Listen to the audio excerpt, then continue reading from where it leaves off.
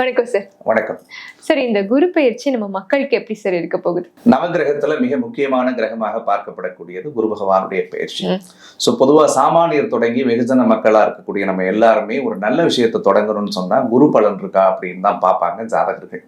அது கல்யாணம் பண்றதா இருக்கட்டும், காது குத்துறதா இருக்கட்டும், ஒரு வீடு வாங்குறதா இருக்கட்டும், ஒரு பால் காய்ச்சறதா இருக்கட்டும், சுபகாரியம் அப்படின்னு எடுத்துக்கிட்டாலே குருவினுடைய ஆதிக்கம் ஒரு ஜாதகத்துக்கு குரு பலன் தரக்கூடிய இடத்தில் இருந்தால் அவங்க எதை வேணாலும் செய்யலாம் அப்படின்னு நம்ம சொல்லுவோம்.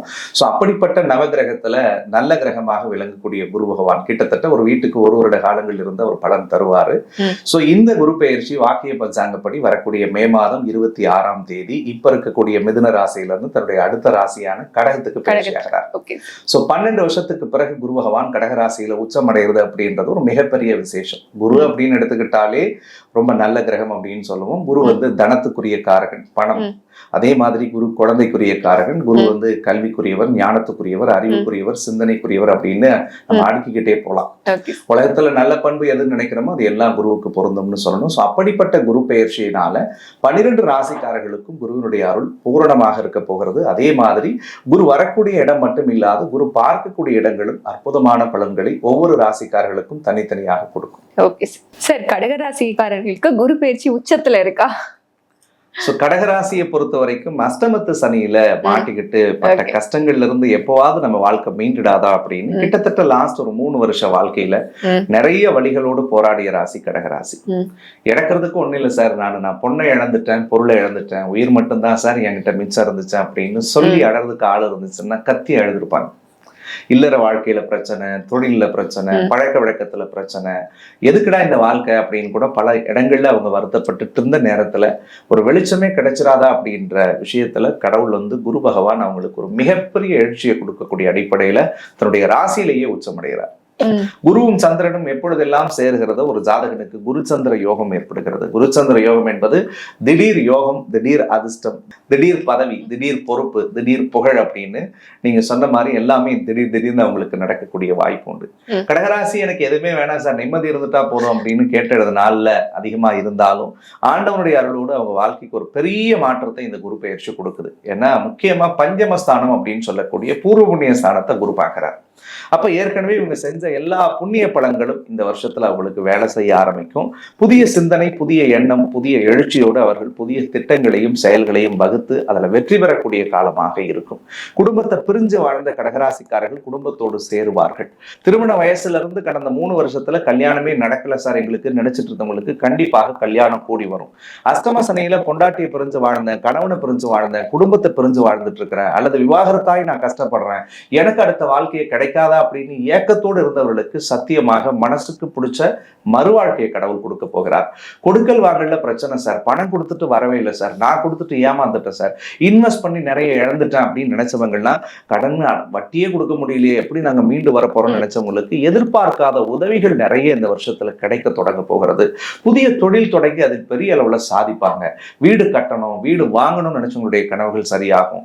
வண்டி வாகனத்தை மாற்றணும்னு நினைக்கிறவங்களுடைய கனவுகள் எல்லாம் மாறப்போகிறது. ரொம்ப முக்கியமா குழந்தை வரத்தை எதிர்பார்த்து காத்திருந்த கடகராசிக்கு சத்தியமாக இந்த வருடத்தில் புத்திர பேரு உண்டு. மனசுக்கு பிடிச்ச குழந்தை உங்களுக்கு கிடைக்கும். 9ஆம் இடம், அப்பாவுக்கு உடம்பு முடியல சார், அப்பா உடம்பு முரணா இருக்கு, சொந்த ஊருக்கே போக முடியல, சொந்த வீட்டுல இருக்க முடியல சார், நான் சொந்த வீடு இருந்தும் வாடகை வீட்டுல வாழ்ந்துட்டு இருக்கிறேன், வீட்டை பிரிஞ்சு போய் எங்கேயாவது வனவாசம் போலாமான்னு தோணுதுன்னு நினைச்சவங்க எல்லாம் குடும்பத்தோடு ஒத்துமையா சேரக்கூடிய சூழலை கடவுள் கொடுக்க போகிறார். அப்போ பாக்கிய ஸ்தானத்தை குரு உச்சமடைஞ்சு பாக்குறதுனால முன்னாடி சொன்ன ஒரு திடீர் யோகம், அதிர்ஷ்டம், ஒரு ஜாக்பாட் கூட உங்களுக்கு அடிக்கும் ஆண்டவ புண்ணியத்துல. அந்த மாதிரியான வாய்ப்புகள் இருக்கு. வேலை இல்லாத கடகராசிக்கு வேலை கிடைக்கும். வேலையில இருந்து ப்ரமோஷன், டிரான்ஸ்ஃபர் வேணும்னு நினைக்கிறவங்களுக்கு கடவுள் அதையுமே கொடுக்கக்கூடியதாக இருப்பார். ஒட்டுமொத்தத்துல கடகராசிக்கு அஷ்டமத்து சனி முடிஞ்சதுக்கு பிறகு வரக்கூடிய ஒரு அற்புதமான குரு பெயர்ச்சி. இந்த குரு பெயர்ச்சி உங்களை ரீஸ்ட்ரக்சர் பண்ணி அவங்க வாழ்க்கையை ஒரு சரியான பாதையில அற்புதமான தளத்துக்கு கொண்டு போய் சேர்க்கறதுக்குரிய அடித்தளமாக இந்த வருடம் முழுக்க அவர்களுக்கு செயல்படும். ஓகே சார், ஃபேமிலி லைஃப்லாம் சூப்பரா இருக்குன்னு சொல்லிட்டீங்க. ஒர்க்கை பொறுத்த வரைக்கும் எப்படி சார் இருக்கு? தொழில் பொறுத்த வரைக்கும் எப்படி இருக்கு சார்? வெளிநாட்டு வாய்ப்புகள் ஏதாவது இருக்கு? 100% இருக்கு. கடகத்துல குரு உச்சமடையும் கால், அதுவும் குரு சந்திர யோகத்தோடு இருக்கும் பொழுது இவங்களுக்கு வெளிநாட்டுக்கு முயற்சி பண்றவங்களாம் தாராளமா முயற்சி பண்ணலாம். விசா ரிஜெக்ட் ஆனவங்களுக்கு விசா கிடைக்கும்.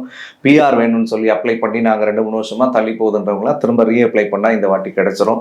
அதே மாதிரி பல பேர் வெளிநாட்டுக்கு போய் படிக்கணும், வெளிநாட்டுக்கு வேலைக்கு போகணும்ன்ற கனவோடு இருப்பவர்களுக்கு கண்டிப்பாக இந்த வருடத்தில் அந்த பலிதங்கள் மாறுபடக்கூடியதா இருக்கும். வேலையை பத்தி கேட்டிருந்தீங்க. வேலையில கண்டிப்பா இந்த வருஷத்துல ஒரு டிரான்ஸ்பர் ப்ரமோஷன் கிடைக்கிறதுக்குரிய வாய்ப்பு 100% இருக்கு.